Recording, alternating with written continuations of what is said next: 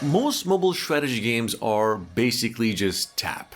Wait, lose, repeat. But 2025 has some hidden gems that actually make you think and occasionally actually laugh at your own tactics. Here is over 25 new mobile strategy games you might actually consider playing by the end of the video.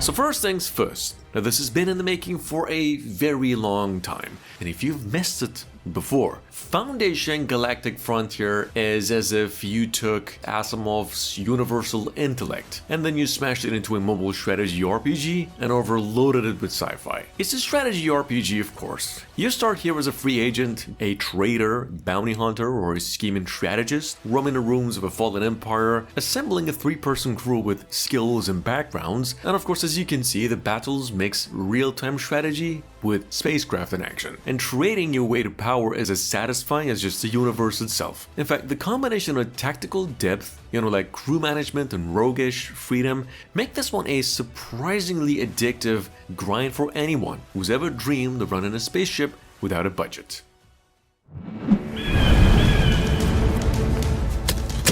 For those of you who are in a bit of a doubt on picking a good one, Age of Empires Mobile is now finally on Android and iOS. I mean, globally. Technically, the iconic strategy franchise now on handheld devices, blending classic gameplay with mobile-friendly mechanics with a brand new update and over 8 diverse civilizations to just choose from. The game in its nature has got rapid resource management, some rich graphics, and over 50 legendary heroes to pick from. I think Age of Empire Mobile is a must-play for strategy enthusiasts. We highly recommend it to those of you who prior to this couldn't really play it in Eastern regions. Age of Empire Mobile is truly a medieval playground masterpiece.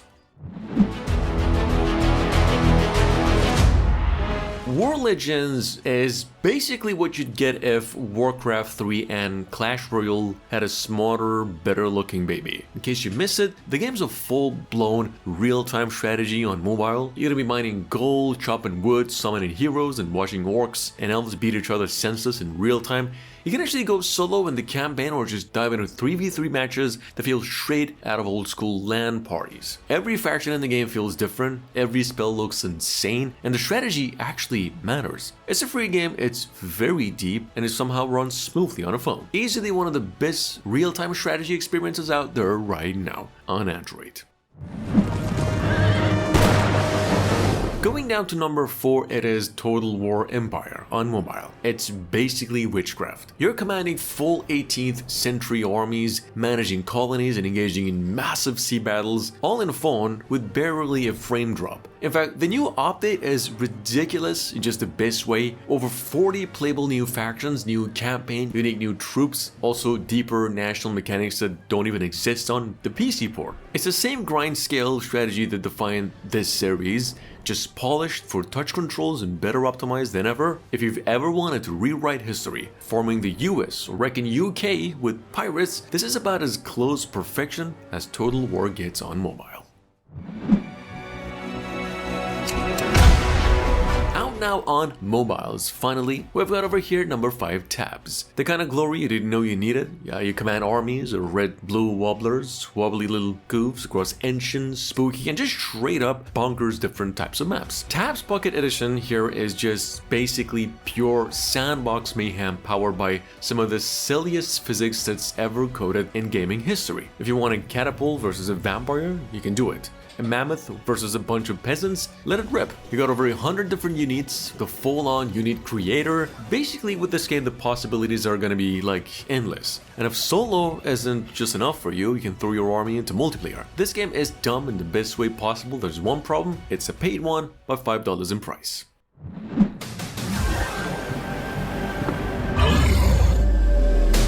Going up to number 6, it is Block Fortress 2, which First of all, this game is like if Minecraft met tower defense, then it like went full on action. You build a base, stack lasers and guns and prepare for waves of these goblugs, but you don't really just sit there, you see. You get to jump in the battle yourself. You can hack, slash, blast, rocket launch, even just jetpack around the battlefield to turn the fight around. You can command units, upgrading the weapons and strategize on the fly. Every horde feels different, every weapon and gadget changes the way you play. On top of that, of course, the voxel visuals are charming, but they're also brutal. The gameplay is hands-on great. The mix of strategy and action makes this Block Fortress one of the most addictive mobile tower defense experiences yet on Android and iOS.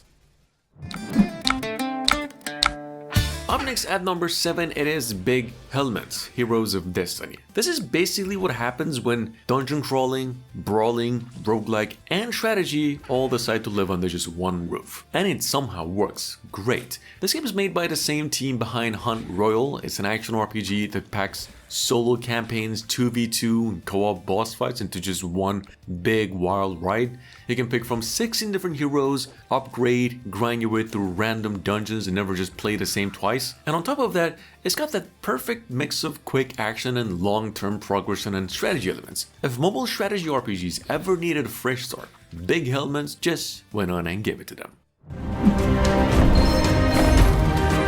On the other hand, Dawn of Ages medieval games here is basically what Total War would have been if it went back to basics. No dragons, no magic, just knights, armor, and like real medieval tactics. You get to build a kingdom, train your soldiers, and watch these massive battles play out like a living history lesson. The art is clean, the controls are simple, and the combat actually feels pretty satisfying without overcomplicating anything. It's just a solid mix of city building, strategy, and great medieval brawls that'll keep you hooked without drowning you in the menus or its fantasy elements.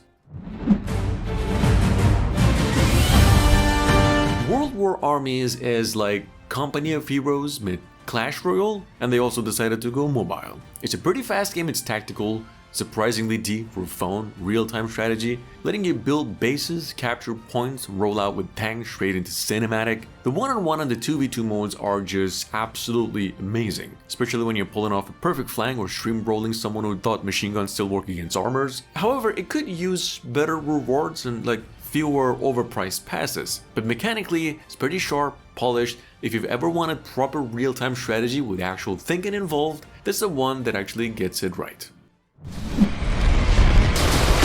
Coming up at number 10, it is Art of War 3, which is in my opinion the closest you'll get to classic Command and Conquer gameplay on mobile. It's got real strategy, real units, real-time control, no auto battles, no idle nonsense. You're gonna be building bases, managing resources, and just manually commanding tanks, jets, and infantry into PvP. It's also got that old school real-time strategy intensity where one bad move can ruin your whole match. And the two faction systems keep battles fresh with, their own different playstyles, and the visuals also surprisingly sharp for mobile. If you've been craving that classic micro your tanks or die experience, this one's got your name pretty much all over it. This was released no more than a week ago, and in case you missed it, Kingdom Rush Battles finally brought classic tower defense mayhem into competitive arena. And what a rush it is actually right now. Look, it's not just monsters and waves anymore. You're gonna be going head to head with other players trying to survive while sabotaging the defenses with goblins, fireballs, and different spells. The core tower defense heroes and strategies you love are all here though, just amped up with multiplayer, and there's new maps, seasonal rewards, and fresh spells that make each match feel intense and also unpredictable. So, whether you are a long-time fan or just curious, this is tower defense like you've probably never experienced before, especially in its series. It's seriously addictive.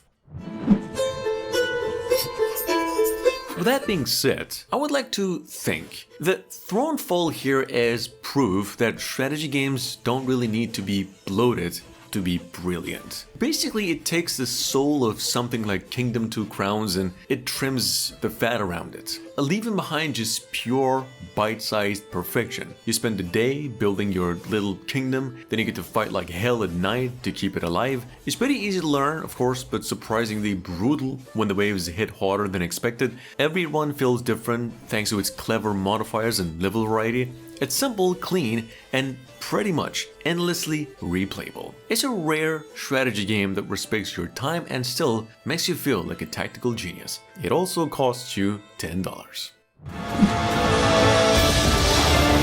Now, we already mentioned Kingdom Rush Battles, and that's an online game. However, if you'd like, Kingdom Rush 5 Alliance Tower Defense was also released recently. It's right now one of the highest rated in its series, and basically everything you loved about the series, just now with 2 different heroes at once. Because apparently one isn't just enough when orcs and goblins both are crashing you. The towers are just ridiculous fun as ever. Paladins, archers, mages, and demon pits. Maps are wild, bosses are obnoxious, and the humor is always sneaked in when you're frantically trying to keep your defenses alive. It's a pretty short game, it's very chaotic, and somehow after all these games, it still feels fresh. If you've ever yelled at your phone in a tower defense game, this one is definitely for you. Coming in at number 14, it is obviously Bloons Tower Defense 6, which is the single most addictive game in the list.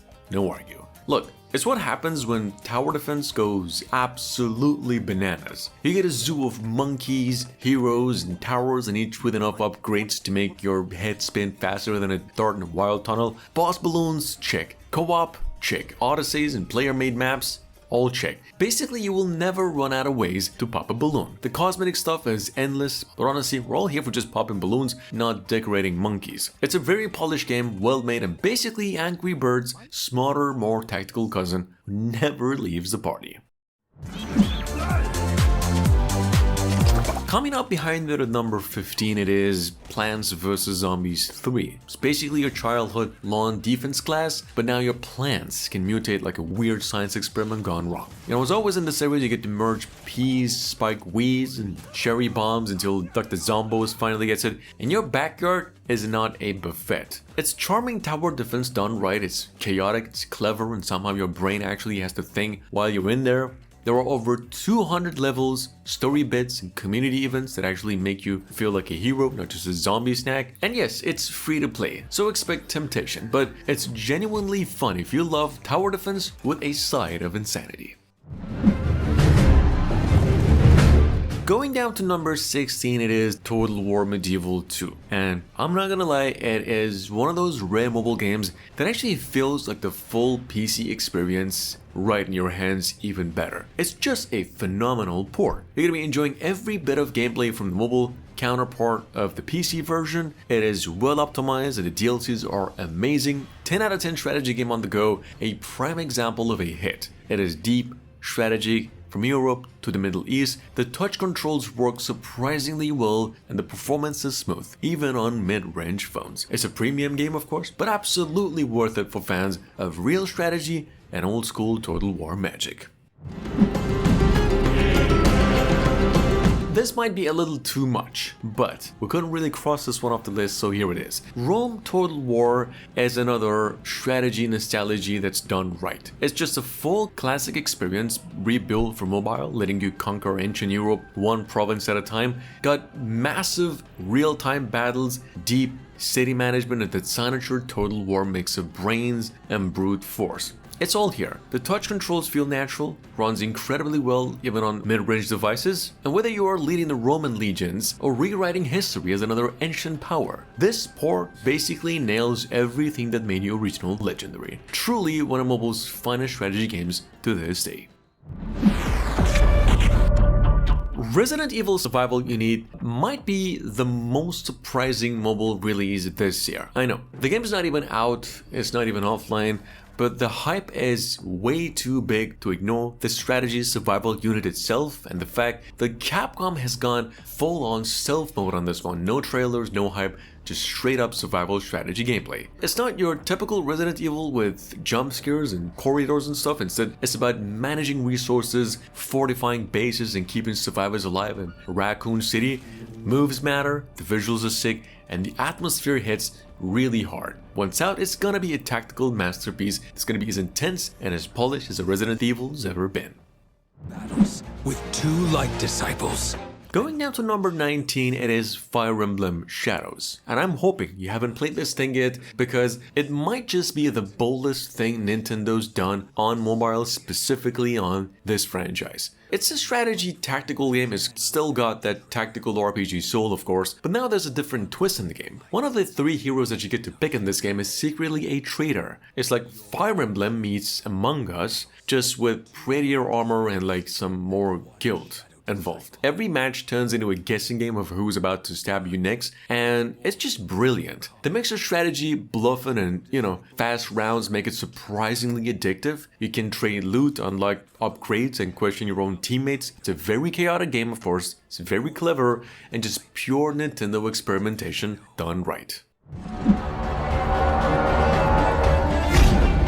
Number 20, it is North War Island Defense. I'm pretty sure most of you are familiar with the game Bad North, and this is pretty much the same in formula. It takes the whole tower defense concept, throws in some Viking fury, and just lets you play commander of the apocalypse cleanup crew. The story is the world's been wrecked by Ragnarok, and his daughter hands you the job of saving what's just left. Which sounds easy, of course, but good luck. You're going to be building armies, juggling heroes, unleashing mythic skills that you're not familiar with yet to fend off your enemies. The game's also got that slick mix of real-time tactics and vertical strategy, and a full-blown hero system that just keeps things spicy. It's part brains, part brute, and just about 100% Norse mayhem.